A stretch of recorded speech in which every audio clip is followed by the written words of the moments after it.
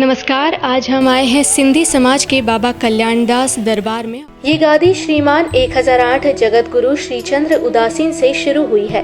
श्रीमान 1008 महंत गुरु भगत भगवान जी उदासीन साहिब के पश्चात श्रीमान 1008 महंत गुरु गुरु बख्श राम जी उदासीन साहिब के पश्चात श्रीमान 1008 महंत गुरु साधु राम जी उदासीन साहिब के पश्चात श्रीमान 1008 महंत गुरु आज्ञा राम जी उदासीन साहिब के पश्चात श्रीमान 1008 महंत गुरु ज्ञानदास जी उदासीन साहिब के पश्चात श्रीमान 1008 महंत गुरु पूरण दास जी उदासीन साहिब के पश्चात श्रीमान 1008 महंत गुरु राम शरण दास जी उदासीन साहिब के पश्चात श्रीमान 1008 महंत गुरु चरण दास जी उदासीन साहिब के पश्चात श्रीमान 1008 महंत गुरु सुंदर दास जी उदासीन साहिब के पश्चात श्रीमान 1008 महंत गुरु खुशी दास जी उदासीन साहिब के पश्चात श्रीमान 1008 महंत गुरु रामदास जी उदासीन साहिब के पश्चात श्रीमान 1008 महंत गुरु जयराम दास जी उदासीन साहिब के पश्चात श्रीमान 1008 महंत गुरु हरिदास जी उदासीन साहिब के पश्चात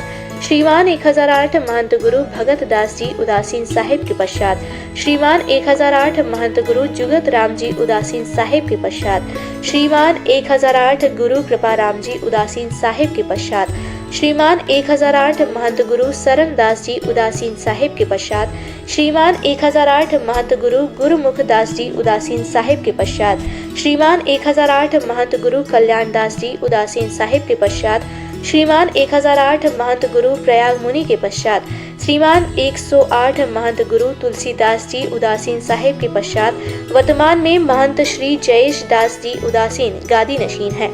आज है हमारे साथ यहाँ के वर्तमान गादी नशीन श्री जयेश दास जी उदासीन। आइए इस दरबार के बारे में कुछ विस्तार से उनसे ही जानते हैं। मैं पूछना चाहूँगी, यहाँ की जो गादी, ये जो दरबार है, यहाँ की स्थापना कब हुई थी? परम पूज्य बाबा कल्याणदास दरबार की स्थापना 1970 में हमारे वरिष्ठ जो गुरु थे, गुरु गुरुमुख दास जी के आशीर्वाद से बाबा कल्याणदास जी के सानिध्य में हुई। और यह दरबार हिंद और सिंध में काफ़ी प्रचलित दरबार है और सिंधी समाज के आस्था का बहुत बड़ा केंद्र है। श्री बाबा कल्याणदास दरबार की दूसरी जो ब्रांच है वो पाकिस्तान के छत्र शहर में स्थित है। शिकारपुर, जेकमाबाद, झटपट और वृंदावन के अंदर भी श्री बाबा कल्याणदास दरबार के नाम से आश्रम है, जिसे श्री शरणदास सिंधी कुटिया के नाम से जाना जाता है। और प्रमुख जो दरबार है श्री बाबा कल्याणदास दरबार इंदौर में स्थित है। यहाँ पर सद्गुरु बाबा कल्याणदास जी की समाधि और श्री गुरु तुलसीदास जी की समाधि स्थित है। ये जो गुरु गादी है, ये कब से प्रारंभ हुई थी? इस गुरु गादी को 500 साल हो गए। ये जगत गुरु श्री चंद्र भगवान से प्रारंभ हुई है। उनके बाद जो गुरु होते हुए आए हैं 21 पीढ़ियां हो चुकी है। श्रीमान 1008 समर्थ सदगुरु श्री महंत बाबा कल्याणदास जी उदासीन पूरे बलूचिस्तान के मुखी घराने के श्री महंत थे। उन्होंने अपनी विद्या का दान देते हुए अनेक संतों महंतों को गुणी ज्ञानी बनाया। उनमें जैसे महंत कुंदन गिर गोस्वामी, महंत कृपाल दास लहेड़ी, महंत चेतन दास उदयपुर और अनेक लोगों को काबिल बनाया। श्रीमान 1008 महंत बाबा कल्याणदास जी का अत्यंत प्रेम श्रीमान 1008 महंत माधव दास जलाल खान वालों से था। उन्होंने अपनी सारी सेवकी बाबा कल्याणदास जी को सौंप दी और उनके सारे शिष्य बाबा कल्याणदास जी के शिष्य हैं। अपनी गुरु गादी जो श्रीमान 1008 बाबा श्री चंद्र उदासीन जी से शुरुआत हुई, उस गादी पर अपने प्रमुख चेले महंत तुलसीदास जी को गादी नशीन किया। तुलसीदास जी का बचपन का नाम केशव दास था। उन्हें गादी पर बैठाकर उनका नाम तुलसीदास रखा गया।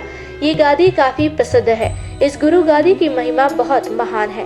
महंत शिव भजन शिकारपुर संधा आश्रम वालों को भी बाबा कल्याणदास ने बाबा रूप भजन की गादी पर बैठाया और बाबा मोहनदास उदयपुर की गादी पर महाराज चेतन दास को विद्वान बनाकर मोहनदास का चेला बनाया। ये गादी 12.5 महंतों के मुखी घराने की गादी है, जिसमें अभी तक 20 पीढ़ियां हो चुकी हैं और 21वीं पीढ़ी गादी नशीन महंत जयेश दास उदासीन है, जो गुरु ज्ञानदास जी की गादी के मालिक हैं। ये गुरु गादी काफी प्रसिद्ध और प्रचलित है। प्रथम स्थान छत्र बलूचिस्तान, झटपट, जेकमाबाद, शिकारपुर, वृंदावन और इंदौर में स्थित है। समस्त दरबारों की देखरेख महंत श्री जयेश दास उदासीन के द्वारा की जाती है। महंत जयेश दास उदासीन ने सदगुरु बाबा कल्याण दास जी के शुभ आशीर्वाद से इंदौर शहर में काफी धार्मिक और सामाजिक आयोजन महंत श्री जयेश दास उदासीन के सानिध्य में श्री बाबा कल्याण दास दरबार के द्वारा किए जाते हैं। कि जो ये बाबा कल्याण दास दरबार है, यहाँ की प्रमुख संस्था कौन सी है और इसके अंतर्गत कौन कौन से धार्मिक गतिविधियाँ की जाती हैं?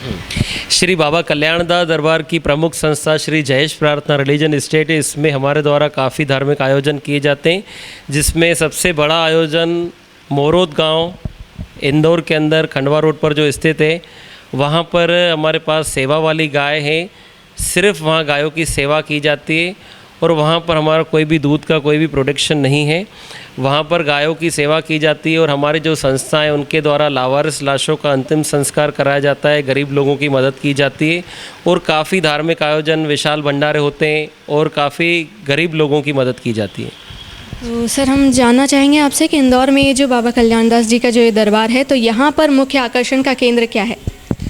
श्रीमान 1008 बाबा कल्याण दास जी दरबार के अंदर जो मुख्य आकर्षण केंद्र है वो सरकार हिंद सिंध श्रीमान 1008 बाबा कल्याण दास जी की समाधि है, जो इंदौर शहर के अंदर स्थित है। मैं आपको समाधि का भी दीदार करवा सकता हूँ। और इस समाधि का जो हमारे उदासीन संप्रदाय के अंदर जो भी संत महात्मा चोला छोड़ते हैं या शांत होते हैं, उनकी समाधि बनाई जाती है। यह समाधि बाबा कल्याण दास जी की, जब बाबा कल्याण दास जी का देवलोक गमन हुआ 4/11/1973 में, तब से यह समाधि बाबा कल्याण दास दरबार राजमोहल्ला में स्थित है। श्रीमान 108 स्वामी तुलसीदास जी की है। स्वामी तुलसीदास जी बाबा कल्याण दास जी के प्रिय शिष्य थे और श्री गुरु ज्ञानदास जी की गादी के प्रमुख महंत थे। श्री बाबा कल्याण दास जी द्वारा काफ़ी शिष्य बनाए गए। बाबा कल्याण दास जी काफ़ी विद्वान और काफ़ी गुणवान थे। बाबा कल्याण दास जी ने काफ़ी संत महात्माओं को शिक्षा दी, जैसे स्वामी कुंदन गिर जी गोस्वामी, स्वामी कृपाल दास जी उदासी, स्वामी चेतन दास उदासी और स्वामी शिव भजन समाधि वाले जो शिकारपुर में जिनका स्थान है। और श्री बाबा कल्याण दास जी के प्रमुख जो गादी के मालिक और प्रमुख जो शिष्य थे वो स्वामी तुलसीदास जी थे। मैं स्वामी तुलसीदास जी का सुपुत्र महंत जयेश दास आपके सामने श्री बाबा कल्याण दास जी के चरणों में जो जो धार्मिक कार्य होते हैं वह हमारे द्वारा ही, हमारी संस्था के द्वारा ही हो रहे हैं।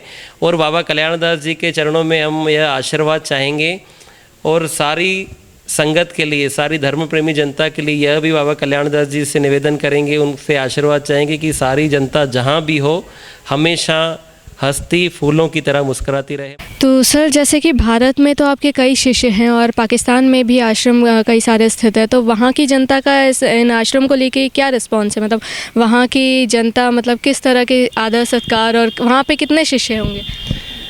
मैडम, गिनती करना तो मुमकिन नहीं है। हज़ारों की तादाद में बाबा कल्याण दास जी के शिष्य हैं, क्योंकि बाबा कल्याण दास जी वहाँ के छत्र बलूचिस्तान के मुख्य और मुखी घराने के मेन महंत थे। वहाँ पे 12.5 महंतों की गादी है। जो सबसे मुख्य गादी है वो बाबा कल्याण दास जी की, बाबा कृपाराम जी की गादी है, जो हमारी परंपरा अनुसार चलती आ रही है। वह बाबा कल्याण दास जी के बगैर अनुमति के वहाँ कोई भी कार्य संभव नहीं था। और आज भी वो लोग बाबा कल्याण दास जी की जो मान सम्मान करते थे वही मान सम्मान हमें देते हैं। जी, और आखिर में बस ये जानना चाहेंगे आपसे कि बाबा कल्याण दास जी को इस यहाँ के बलूचिस्तान का मुख्य गुरु क्यों कहा जाता है? बाबा कल्याण दास जी को छत्र बलूचिस्तान का मुख्य गुरु इसके लिए कहा जाता है क्योंकि हमारे जो गादी जो चल रही है, जिसे 500 वर्ष हो चुके हैं, सबसे पुरानी गुरु गादी हमारी और बाबा कल्याण दास जी के द्वारा अनेक संत महात्माओं को शिक्षा दान दिया गया और अनेक महात्माओं को गुणी ज्ञानी बनाकर महंत बनाया गया। ये पूरा का पूरा कार्य बाबा कल्याण दास जी के सानिध्य में होता था, इसलिए बाबा कल्याण दास जी को मुख्य और मुखिया कहा जाता था।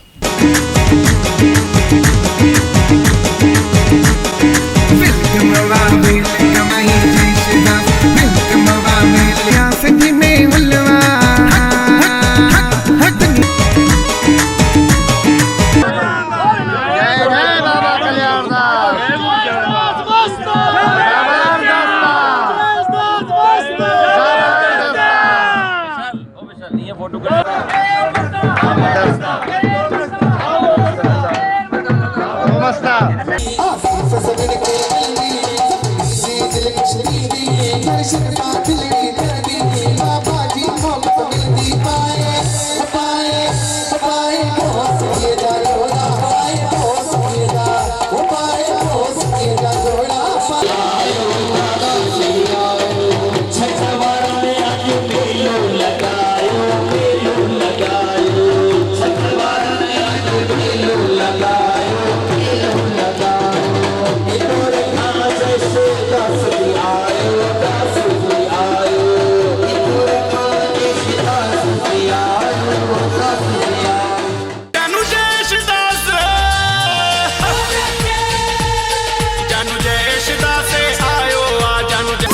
तुझे दर्शन जो हम प्यासो दिल के दिया प्यो मेरे जो मसायो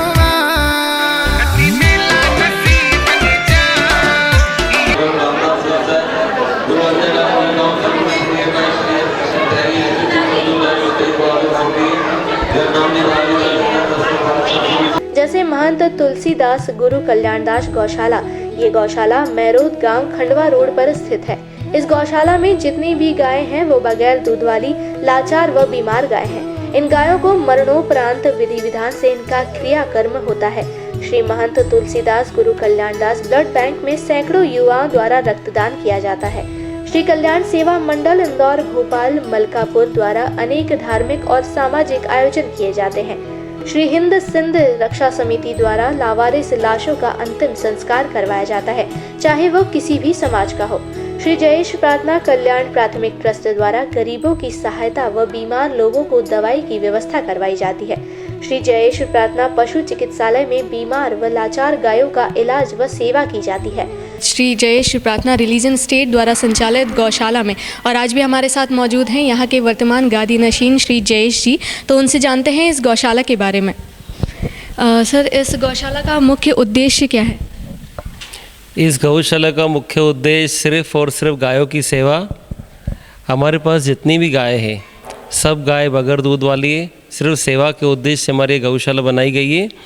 और हमारे परम सद्गुरु बाबा कल्याणदास जी के शुभ आशीर्वाद से, महंत श्री तुलसीदास जी के आशीर्वाद से, श्री जयेश प्रार्थना रिलीजन स्टेट के माध्यम से इस गौशाला का संचालन होता है।